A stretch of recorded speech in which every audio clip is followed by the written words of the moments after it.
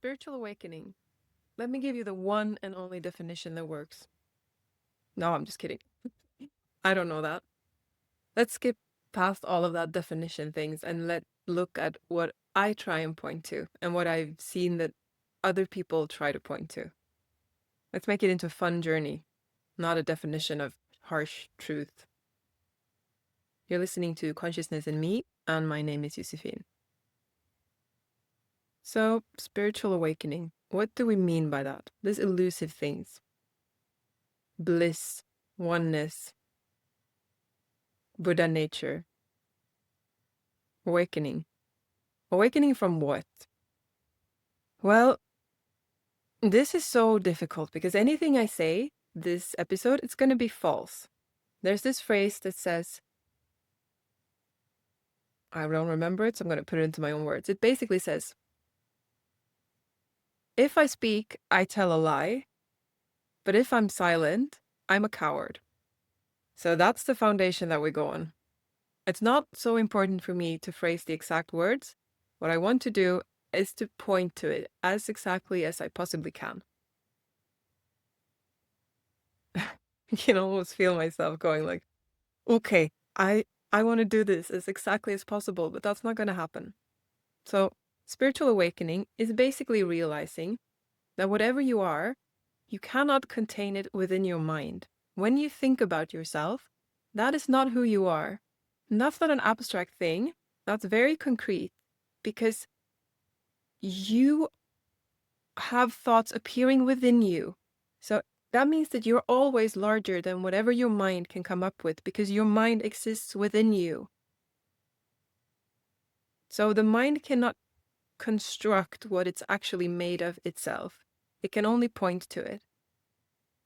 And to put it into abstract, when we say that we're not awake, when we're kind of asleep or in the dream world, we usually have this context of ourselves. Like, I'm Josephine, I am a woman, I live in Sweden, sometimes I'm funny, sometimes I'm a bit nervous, sometimes I'm this, I'm that.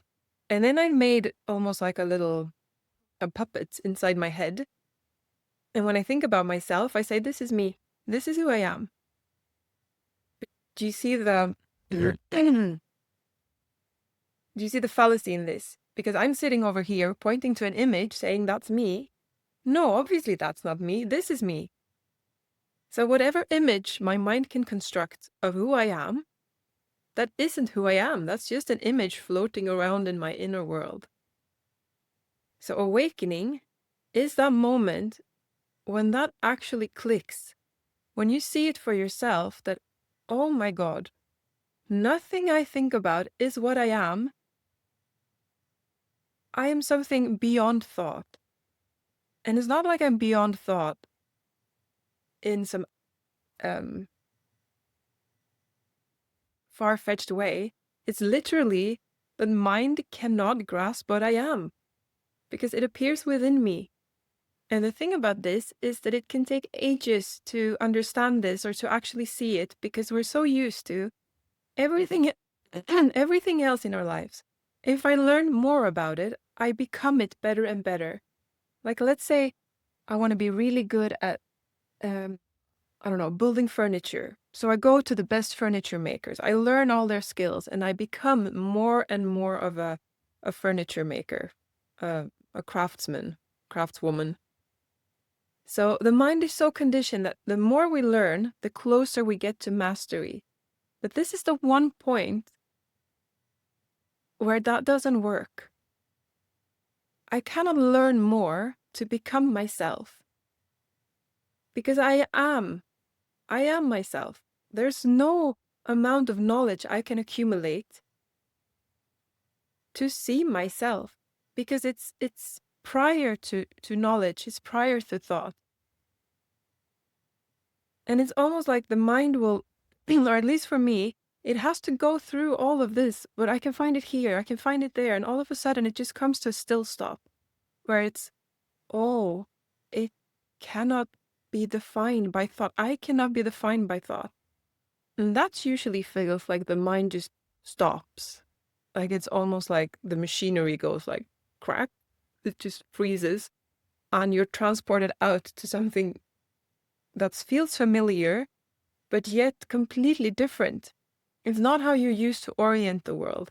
And that's the awakening moment. Exactly how that feels for different people is depends on the person.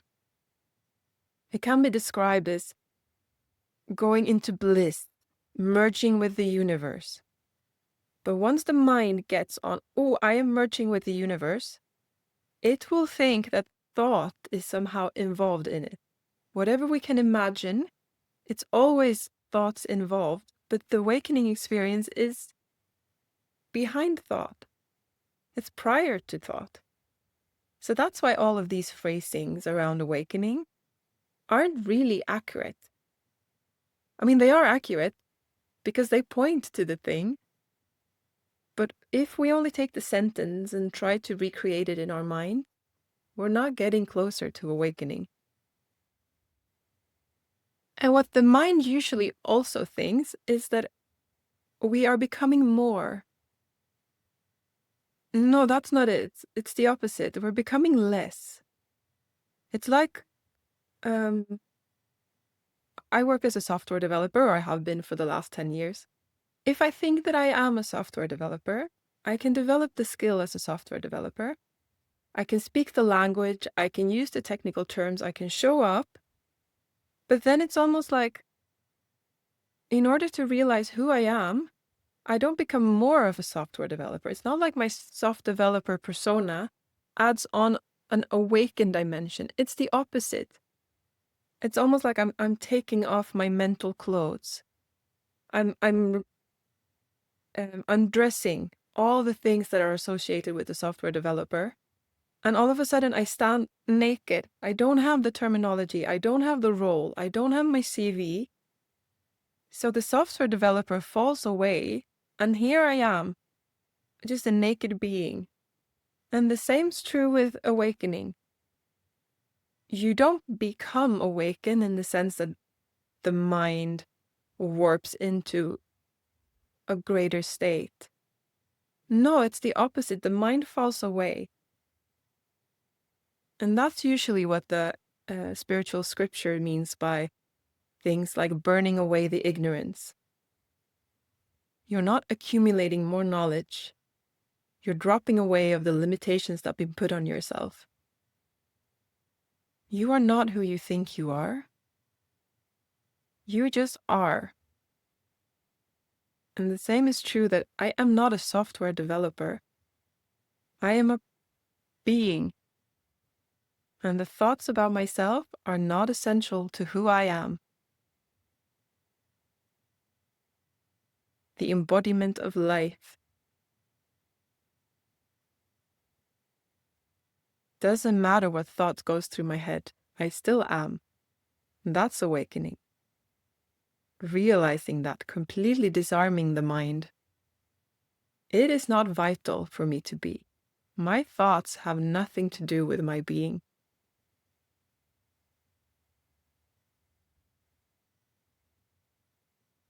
And this can be realized on many levels. It can be realized with the mind, this thing of the mind coming to an end. But if we realized it once, it usually doesn't. Not enough to transform our whole life force. What usually happens after awakening, Adyashanti put it, is like awakening is the first chapter in the book. The rest of the chapters, they're realignment, embodying the truth. So our nervous systems and our holding patterns in our bodies are much slower at understanding this, at understanding that I'm not my thoughts. And usually it can't really be reasoned with. So once we've awakened once, it's like we know the truth, but our whole body still operates on thoughts. It reacts to other people's thoughts. It reacts to my own thoughts. And then that slowly has to be unraveled. And that's done by just showing up, by living what we have seen to be truth. And all the other systems will slowly realign themselves. I made it sound like a beautiful process. It is, but it can also be pretty pretty harsh because it basically means dismantling all of these defense mechanisms we've built up, all the tensions that we think keeps us safe. And that's the realignment process. And for some people, awakening happened once and they never go back into believing their mind again. For me, that is not the case. I keep forgetting over and over again. And it seems like that's the way it is for many people. So the question is always more, am I awake in this moment? Rather than if I remember once when I awoke or when I woke up. So awakening can only happen in the now. Because life only happens in the now. If I remember something that happened yesterday, it comes to me as a thought or as an image. It appears in mind. It is not lived in this moment. And that's why all this focusing is on the now. Because everything that's not happening now is happening in memory, and then we've entered thought. And awakening is beyond thought, or it's prior to thought. And it's easy to get caught in definitions. Defining what awakening is. Well, then we're still in the mind realm, and that's interesting, that has its place. But that is not living awakening. That isn't actually awakening. And the more we start looking to what the words are pointing towards, it's easier to see it in so many teachings, in different traditions from different timelines. It's usually expressed in the language of that time, but once you drop away from the mystical words, the thing that sounds exotic, you start to see that they're all pointing towards the same thing. That we are beyond the mind. And I guess the question is, can you make awakening happen? The truth is, I don't know. It doesn't seem to be the case, because if we could just make it happen, then we'd all choose to be awake. But I think it's more a matter of allowing it to happen, to tear down the defense mechanisms we have, making that awakening more likely to happen. And if awakening doesn't happen, we're still learning more about ourselves. We're becoming freer. And when that insight pops, that the mind is not defining me, it appears within me. We can't control when that happens. But we can start questioning the mind, almost like freeing it up to make that jump or that awakening possible. Well, thank you for joining me on this journey. If you have any questions or any thoughts about yourself, what does awakening mean for you? Please share in the comments below, and I hope to see you next time.